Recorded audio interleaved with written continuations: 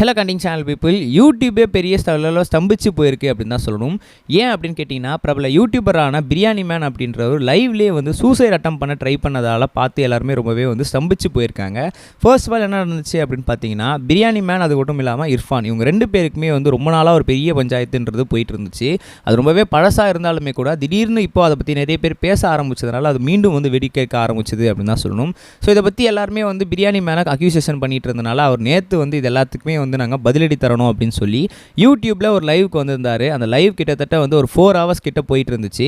அப்படி என்ன நடந்துச்சு அப்படின்னு பார்த்தீங்கன்னா, இது எல்லாத்தையுமே வந்து அக்யூசேஷன் பண்ணிகிட்டே இருந்தார். கொஞ்ச நேரத்துக்கு மேலே அந்த ப்ரெஷர் அவரால் ஹேண்டில் பண்ண முடியல.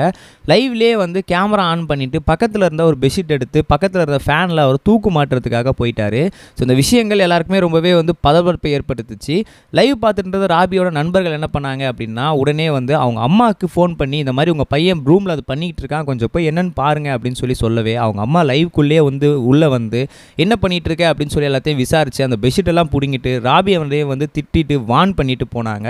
ஸோ இந்த விஷயங்கள் சோஷியல் மீடியாவில் பெரிய வந்து வைரல் ஆகிட்டு இருக்கு. ஏன்னா வந்து ஒரு யூடியூபர் வந்து லைவ்லேயே வந்து சூசைட் அட்டம் பண்ண ட்ரை பண்ணது இது ரொம்பவே முக்கியமான விஷயமா இருக்குது.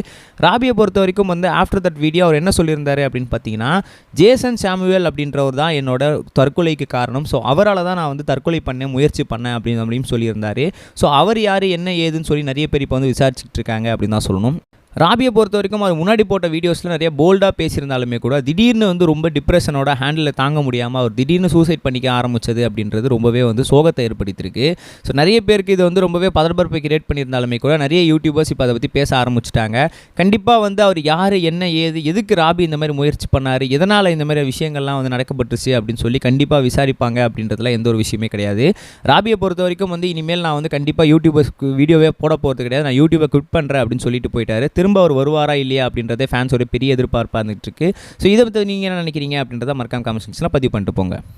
ரெண்டாவது ஒரு முக்கியமான விஷயம் என்ன அப்படின்னு பார்த்தீங்கன்னா, நம்மளுடைய ராயன் மூவி கிட்டத்தட்ட வந்து தனுஷ் சாரோட மிகப்பெரிய ஒரு ப்ராஜெக்டாக அவர் டிரெக்ட் பண்ணதில்லை அப்படின்னு தான் சொல்லணும். ஸோ அப்படி இருக்கும் சமயத்தில் ஒரு முக்கியமான விஷயம் என்ன அப்படின்னு பார்த்தீங்கன்னா, ராயன் படம் வந்து 3 நாள் தான் ஆகுது. அந்த 3 நாளில் இவ்வளோ பெரிய வந்து ஒரு கோடிகளை வந்து வசூல் வலிக்கையாக வந்து அச்சீவ் பண்ணியிருக்கு அப்படின்னு தான் சொல்லணும். ஏன் அப்படின்னு பார்த்தீங்கன்னா, கிட்டத்தட்ட வந்து இந்த படத்தோட பாணி பார்க்கறதுக்கு நம்மளோட வெற்றிமாறன் சாரோட டிரெக்ஷன் மாதிரி தான் இருந்துச்சு. இந்த படத்துக்கும் சர்டிஃபிகேட் தான் கொடுத்துருந்தாங்க. அப்படி இருக்கும் சமயத்தில் படம் பெரிய பிளாக் பஸ்டர் ஆகிட்டு இருந்துச்சு. படம் வந்து 3 நாள் 73 கோடி வந்து வசூல் ரீதியாக வந்து அச்சீவ் பண்ணியிருக்கு. இன்னும் வந்து அச்சீவ் பண்ண ரெடியாக இருந்துகிட்டு இருக்கு. இன்னுமே படத்தில் வந்து தியேட்டரில் ரொம்பவே சூப்பர் டூப்பராக அந்த படத்தை ஓட்டிக்கிட்டு இருக்காங்க. கண்டிப்பாக வந்து தனுஷ் சாரோட கரியர் ஹிஸ்டரியில் இது ஒரு மிகப்பெரிய வந்து ஒரு பிளாக் பஸ்டராக இருக்க போகுது அப்படின்றதுலாம் நமக்கு எந்த ஒரு சந்தேகமே கிடையாது. ஸோ நம்ம நெக்ஸ்ட் வீடியோ சன்பகேஷ் பபை. இது வரைக்கும் கனெக்டிங் டிவிக்கு சப்ஸ்கிரைப் பண்ணனா மறக்காமல் சப்ஸ்கிரைப் பண்ணிக்கங்க. உடனடி அப்டேட்ஸ் பெறுவதற்கு நோட்டிஃபிகேஷன் பெல்லையும் கிளிக் பண்ணிக்கங்க.